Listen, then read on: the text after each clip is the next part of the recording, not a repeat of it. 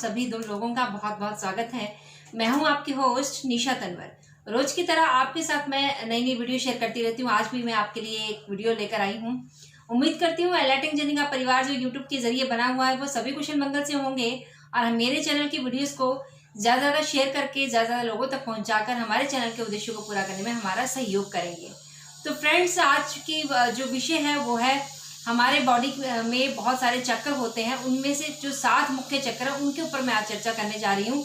इसके ऊपर वीडियोस मैं पहले भी बना चुकी हूँ, 1 बाय 1 चक्र के बारे में मैं डिस्कशन कर चुकी हूँ।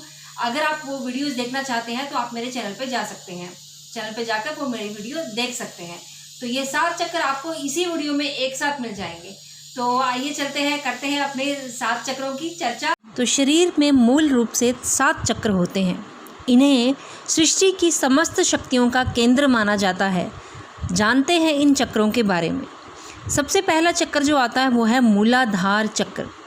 यह चक्र रीढ़ की हड्डी के सबसे निचले हिस्से के आसपास होता है।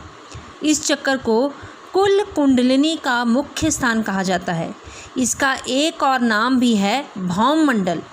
यह चक्र चौकोर तथा उगते हुए सूर्य के समान स्वर्ण वर्ण का है। भौतिक रूप से सुगंध और आरोग्य इसी चक्र से नियंत्रित होते हैं। आध्यात्मिक रूप से धर्म, अर्थ, काम और मोक्ष का नियंत्रण करता है। इसका बीज मंत्र है लाम। व्यक्ति के अंदर अत्यधिक भोग की इच्छा और आध्यात्मिक इच्छा इसी चक्र से आती है। दूसरा चक्र जो आता है वो है स्वादिष्ठान चक्र। जनन अंग के ठीक पीछे रीढ़ की हड्डी पर यह स्थित होता है। इस चक्र का स्वरूप अर्धचंद्राकार है। यह जल तत्वों का चक्र है। इस चक्र से कई सारी भावनाएं कंट्रोल होती हैं, नियंत्रित होती हैं, जैसे कि किसी की अवहेलना करना, सामान्य बुद्धि का अभाव, आग्रह, अविश्वास, सर्वनाश और क्रूरता। यह चक्र 6 पंखुड़ियों का होता है। इसी चक्र से व्यक्ति के अंदर काम भाव और उन्नत भाव जागृत होता है। इस चक्र का जो बीज मंत्र है वो है वाम। इस चक्र को तामसिक चक्र भी कहा जाता है, माना जाता है। मणिपुर चक्र, तीसरा चक्र है हमारा मणिपुर चक्र। यह चक्र नाभि के ठीक पीछे रीढ़ की हड्डी पर स्थित होता है। इसकी लोकेशन जो होती है वो रीढ़ की हड्डी पर स्थित होती है, नाभि के ठीक पीछे। इस चक्र की जो आकृति है वो त्रिकोणीय है, 3 कोण की आकृति है और रंग जो है रक्त के समान लाल है, यानी कि ब्लड, जैसे ब्लड का कलर होता है सेम वही रंग इस चक्र का होता है। यह चक्र ऊर्जा का सबसे मुख्य केंद्र है, सबसे बड़ा केंद्र है। यहीं से सारे शरीर में ऊर्जा का संचरण होता है। यह अग्नि तत्व को कंट्रोल करता है और राजसिक गुण से संपन्न है। यह चक्र जो है 10 पंखुड़ियों का होता है। इस चक्कर से कई तरह की वृत्तियां जो होती हैं वो कंट्रोल होती हैं, जैसे कि लज्जा, दुष्ट भाव, ईर्ष्या और विषाद, तृष्णा, मोह और किसी से घृणा, डर, ये सभी चीज़ें जो है कंट्रोल्ड होती हैं। मन या शरीर पर पड़ने वाला प्रभाव सीधा जो है मणिपुर चक्र पर पड़ता है। इस चक्र का बीज मंत्र है राम।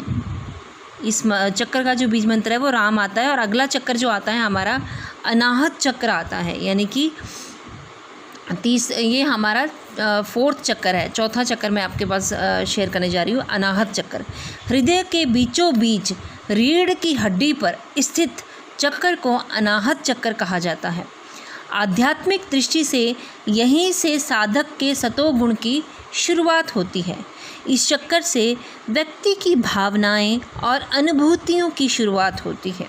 इस चक्कर को सौर मंडल भी कहा जाता है। इसका वर्ण हल्का हरा होता है। इसका आकार षटकोण का है और इस चक्कर में 12 पंखुड़ियाँ हैं।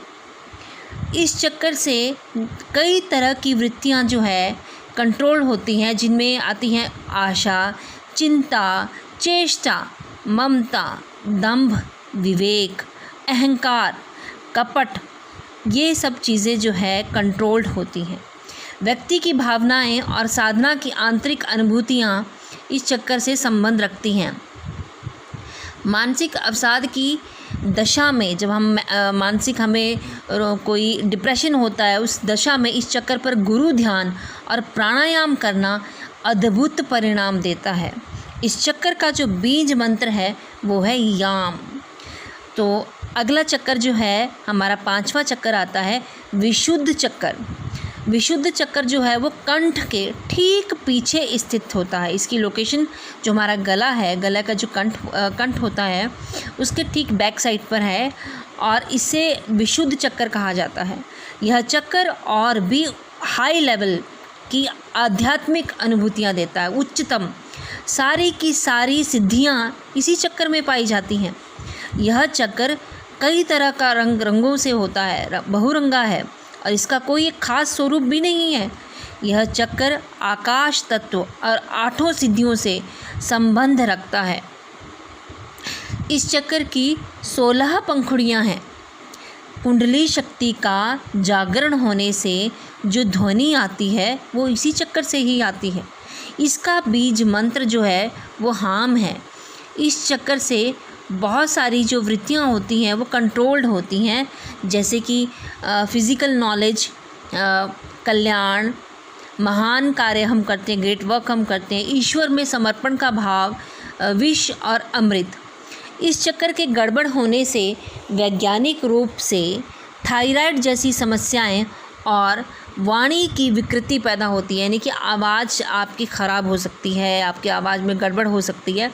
तो वो इसी चक्कर के इनबैलेंस होने की वजह से होती है। तो संगीत के 7 सुर जो है इसी चक्कर का खेल है। अब आता है हमारा 6ठा चक्कर आज्ञा चक्कर। आज्ञा चक्कर जो है हमारे दोनों भौहों के बीच स्थित है। इसकी लोकेशन जो है हमारी दोनों भौहें जो होती है ना, उसके सेंटर पॉइंट जो होता है वहाँ पर है, उसे आज्ञा चक्कर कहा जाता है। यह 2 पंखुड़ियाँ वाला है। एक पंखुड़ी जो है वो काले रंग की है और दूसरी पंखुड़ी सफ़ेद रंग की है। सफ़ेद पंखुड़ी ईश्वर की ओर जाने का प्रतीक है और काली जो पंखुड़ी है उसका अर्थ संसारिकता की ओर जाने का है। इस चक्कर के 2 अक्षर और 2 ही बीज मंत्र हैं, एक हाम और एक क्षाम क्ष। इस चक्कर का कोई ध्यान मंत्र नहीं है क्योंकि यह 5 तत्वों और मन से ऊपर होता है। इस चक्कर पर मन का आघात करने से शरीर के सारे चक्कर कंट्रोल होते हैं, यानी कि सारे जितने भी चक्कर है उसका पूरा निचोड़ है ये। इसी चक्कर पर इड़ा, पिंगला और सुषुम्ना आकार खुल जाती हैं और मन युक्त अवस्था में पहुंच जाता है। सहस्त्रार चक्कर लास्ट जो हमारा चक्कर आता है वो सहस्त्रार चक्कर है। मस्तिष्क के सबसे ऊपरी हिस्से पर, यानी कि हमारा जो हेड होता है, हेड के सेंटर पॉइंट पे उसका ये लोकेशन वहाँ पर होती है और उसे सहस्त्रार चक्कर कहा जाता है। यह सहस्त्र पंखुड़ियों वाला होता है, यानी कि हज़ारों पंखुड़ियाँ, इसकी सहस्त्र बहुत सारी अनेकों पंखुड़ियों वाला है ये और बिल्कुल उजले सफ़ेद रंग का होता है, जैसे कि बिल्कुल वाइट रंग होता है, बिल्कुल वाइट कलर का है ये, जो चमकने वाला कलर होता है। इस चक्कर का ना तो कोई ध्यान मंत्र है और ना ही कोई बीज मंत्र है। इस चक्कर पर केवल गुरु का ध्यान किया जाता है। कुंडलिनी इस चक्कर पर पहुंचती है तब जाकर यह साधना की पूर्णता पाती है और मुक्ति की अवस्था में आ जाती है। इसी स्थान को तंत्र में काशी कहा जाता है। इस स्थान पर सद्गुरु का ध्यान या कीर्तन करने से व्यक्ति के मुक्ति मोक्ष का मार्ग जो है सहज आ।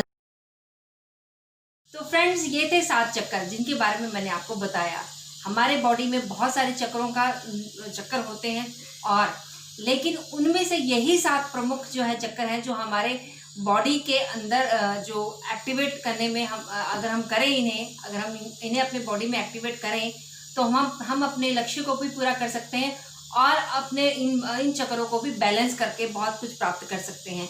तो ये चक्रों के बारे में मैंने आपको बताया है। उम्मीद करती हूँ आपको मेरा ये आज का वीडियो अच्छा लगा होगा।